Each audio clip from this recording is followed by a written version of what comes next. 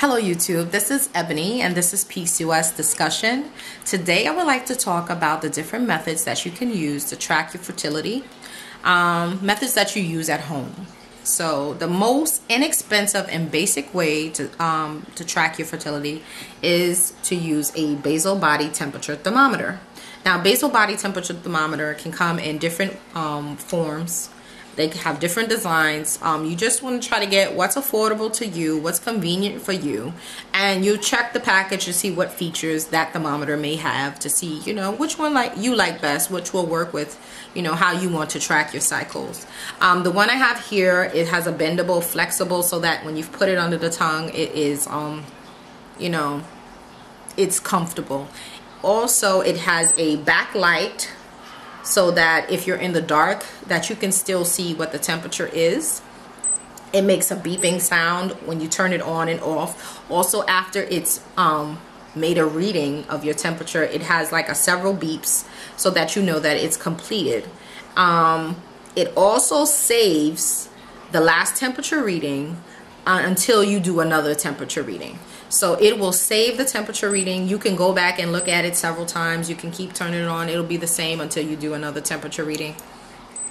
That way, if you don't, want to chart it at that time, when you take the temperature, you can always go back later to chart it. The best thing to do is when you have a digital thermometer and you're doing basal body temperature, you want to keep this by your bed.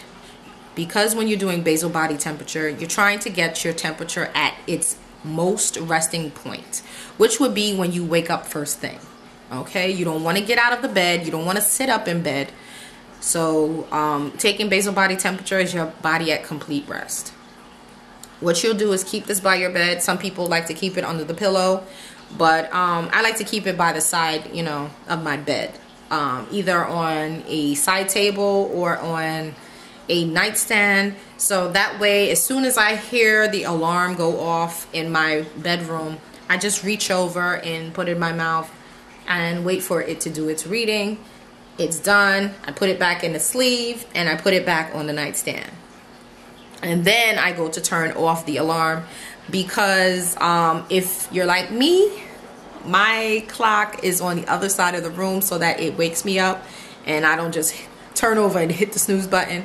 So I make sure I do this first. This is my priority before I turn off the alarm. Okay.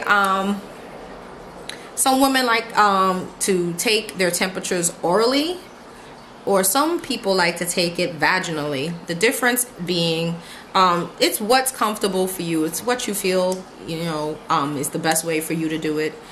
You may find it more convenient to do it orally, because when you're having your menstrual, menses, when Aunt Flo is here, you don't want to put this vaginally, because it will be messy. So, some people who do vaginal temps tend to wait until their menstrual cycle is over before they start the thermometer. Okay?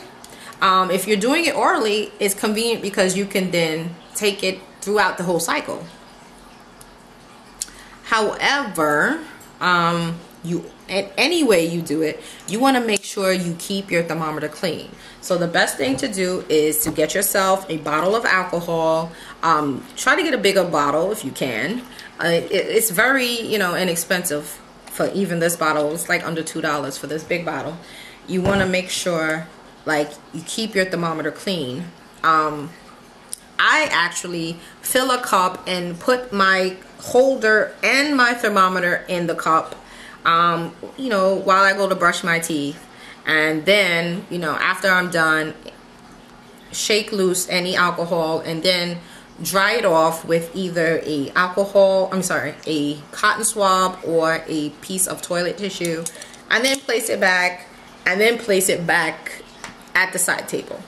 You want to make sure it's clean, because any germs, that you have in your mouth, especially morning germs in the mouth, that's like the worst kind of germ, the stinkiest kind of germ, it will be on your thermometer. And if you keep putting it back in here, even if you clean off the thermometer, the germ is still inside of your holder.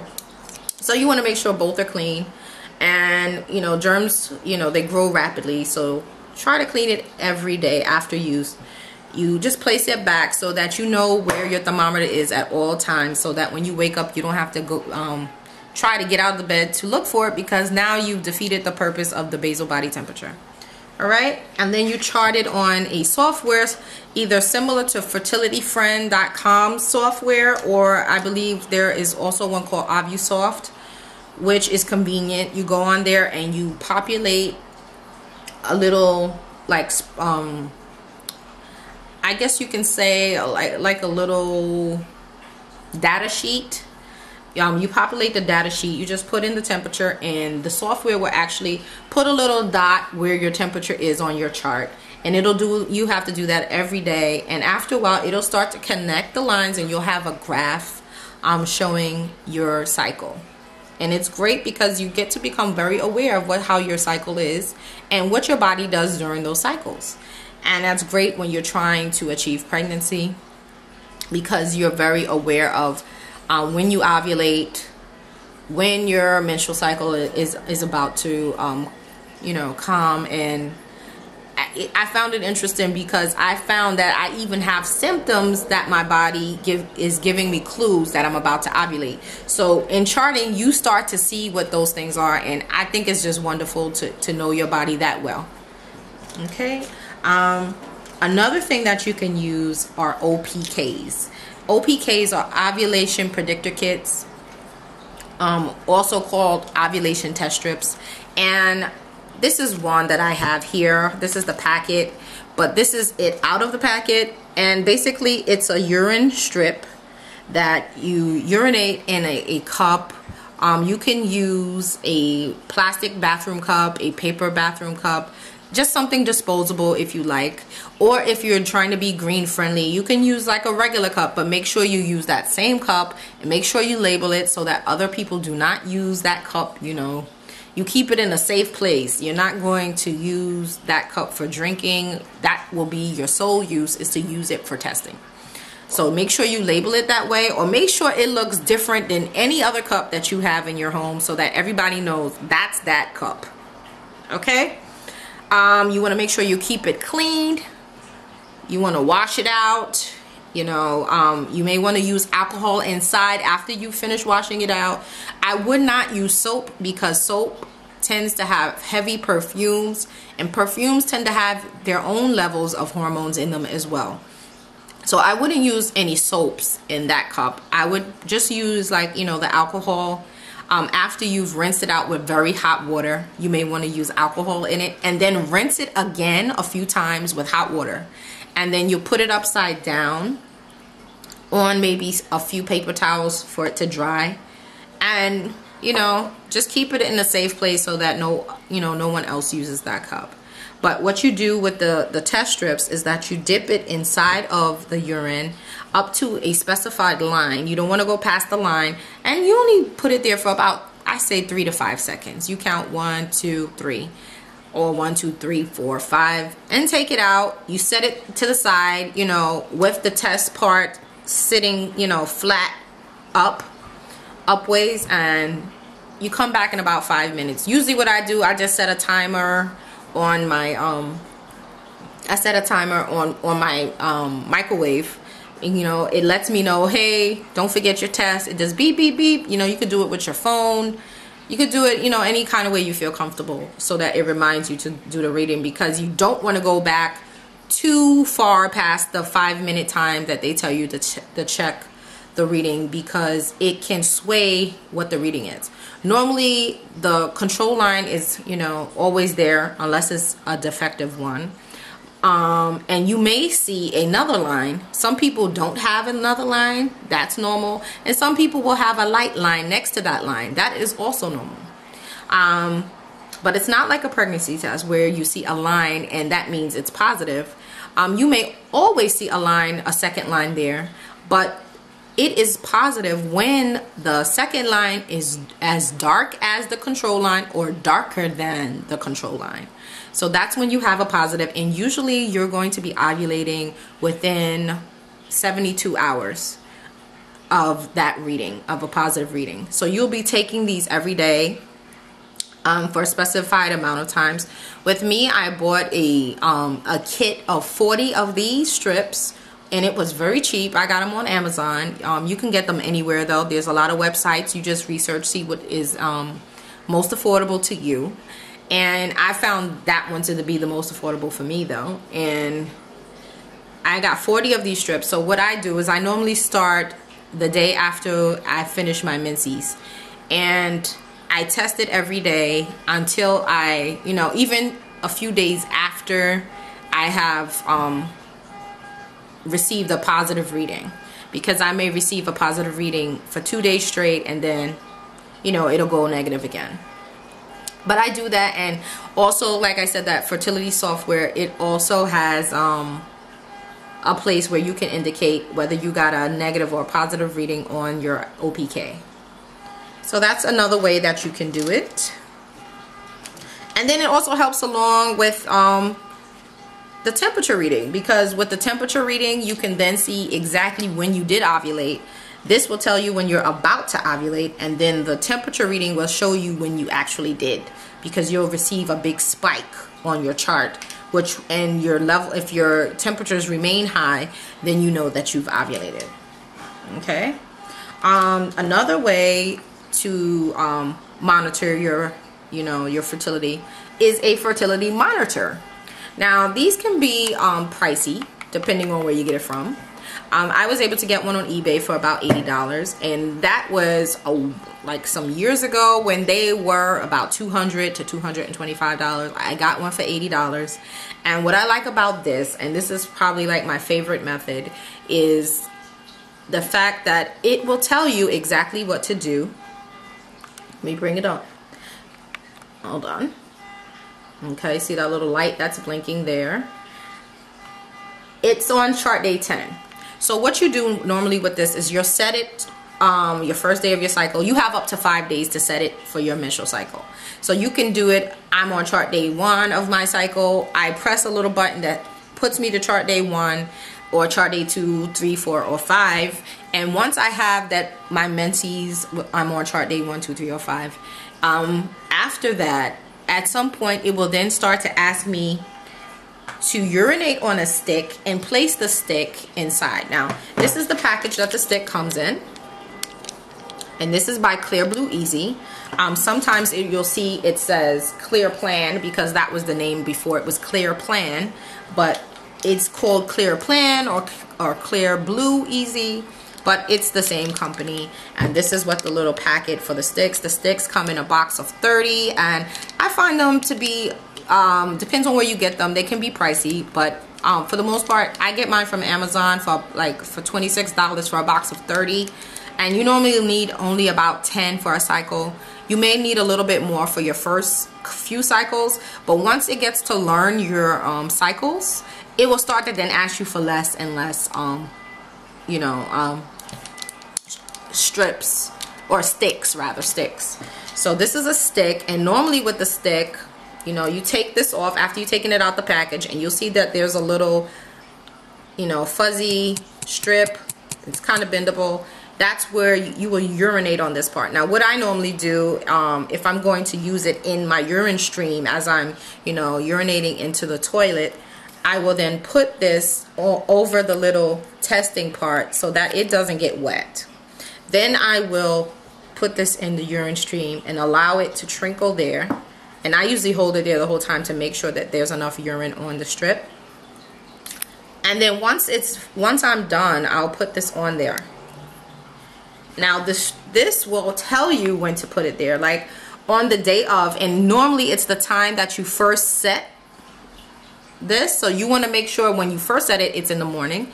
Then it'll tell you when to put it there. And today it asked me for one. You don't see it now because it was earlier this morning, and it was saying chart day 10 up in the corner, and it was asking for one of these. What you'll do, like I said, you put on this, you put it inside, you just slip it in, press it down, and like you see how it's telling me this doesn't belong there, take it out. Well, normally it'll blink and it'll say that it's reading it. It takes up to 5 minutes, so it'll read it after 5 minutes, the red light that you saw before, and I'll show it to you now. that red light, it will test this little strip and it'll give you a reading. This is low down here, this is high, and then once it gets here, it'll have a little round circle with a dot representing an egg, and that will be peak, meaning that you are about to ovulate. Now high means that you are fertile at that time, meaning that the hormone is starting to build up in your system and that you can even try at that time. Okay, I tend to like this one because it also leaves the guesswork, because with these you tend to like try to you're trying to analyze, is that line as dark as that line? Sometimes the line may look as dark as it, but it might be a shade off and it might be negative, but you're saying to yourself that is a positive because you want it to be positive too. So I think sometimes that even sways me. And you will find a lot of people asking others on websites. They'll take pictures and post it and ask them, does this look positive to you? Because it's looking like that to me. And a thing about this is if you leave it too long, it can look positive also. If you leave it sitting there like 10, 15 minutes or an hour or something, you'll come back and it looks positive, and it didn't look that way if you would have went when it was finished at 5 minutes. So that's another thing. It's good to check them on time. That's why I set the timer. But this leaves it all the guesswork out. You put it in there, it reads it after 5 minutes, and then it tells you if it's a yay or a nay. Okay, so that's what I like about that one. Now this is another method, and it's called the ovu-watch. It pretty much works like the fertility monitor. What you do is on the back you'll see a little space, and that is where a sensor goes. I don't have a sensor right now to show you, but the sensor has like 2 little frits plus a battery to allow it to come on. And you wear this on your arm, and you have to wear it at least 11 hours throughout the day. The best time to wear it probably is when you're sleeping, if you sleep like 8 hours, you know. And it looks very sporty, so it looks like maybe a watch you use to jog with or exercise with. And basically it's testing the hormones through, you know, your skin.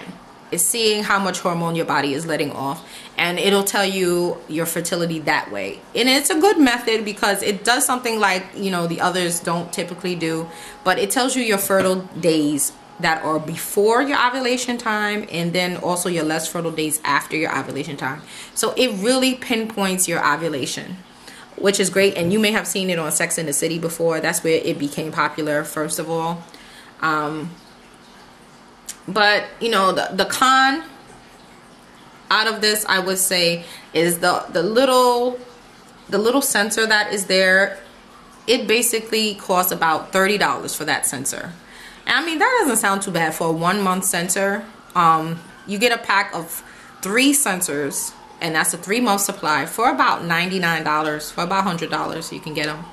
But I find them to dry out a lot, so I really don't care for it too much. But you can wet them and try to get them to work again. But sometimes if I'm sleeping, I'm not sure if it caught the reading like it was supposed to. So that is what bothers me sometimes about the ovu-watch. Though I do like it, but I do prefer this more, I have to say so. Because this I have to worry about if it's always reading throughout the day. This, it does a reading 1 time during the day. And some people say, well, I like this better because what if I start to get a surge of my hormone later in the day and I'm only doing this during the day? Well, that's why I do this and this. So I do this and in the day, and then I do this in the evening to see if because this is cheap, and I like what's affordable to me. But like the thermometer, you want to make sure you keep making sure that this is clean. You want to clean it with alcohol. You just take like a little Q-tip so you can get into the grooves, because remember, you're putting these sticks that you urinated on inside. The urinated part is not there, but sometimes you may have a little leakage from, you know, the other side, and you want to make sure this is clean. You have to handle it with your hands and everything, and just to, you know, just for care of it anyway. I like to keep mine in the bathroom because it's convenient. I pop it in there, and and it's right there. I don't have to hurry up and travel somewhere to get it when I decide I'm going to the bathroom. So I keep the supplies of these things that I have to use in the bathroom underneath the sink, or I have like a little basket, you know, that fits into like a little cubicle, a little cube, and you know, I keep those things there, all of my supplies, and that's what works for me. There's also something called the fertility scope. It's like a little light scope that you place the lens of it. It's all like, it looks like a lipstick tube. You place it on your tongue, and during certain times of your cycle you'll have like a fern pattern, and that fern pattern signifies that you are ovulating. Okay, and when it's not there, you're not ovulating. So some people like to use that too, and that's also an inexpensive way. Something else called the OvaCue, OVACUE, which was like the first fertility monitor that I knew about. I read it in a book called Getting Pregnant, What You Need to Know Right Now, and that's by Dr. Niles Lorison. I'll tell you about it another time, but I read about the OvaCue in that book and researched it. And you know, that one is a little pricey, but some people find that to be even the best because it even works with people who have irregular cycles. You can look more about it on the internet, and so you can see pictures about it. It uses, it can use an oral indicator, or it can also use a vaginal indicator, or it can use both at the same time, and it keeps your whole cycle inside of its little computer. It's like a little handheld computer. And some people love that to death. So if you want to check that out, They have a website. And, you know, I thought about it before, but I fell in love with this, and I think this is what I'm sticking with. But, you know, like I said, you test which one is good for you, what's affordable to you as well, and go from there.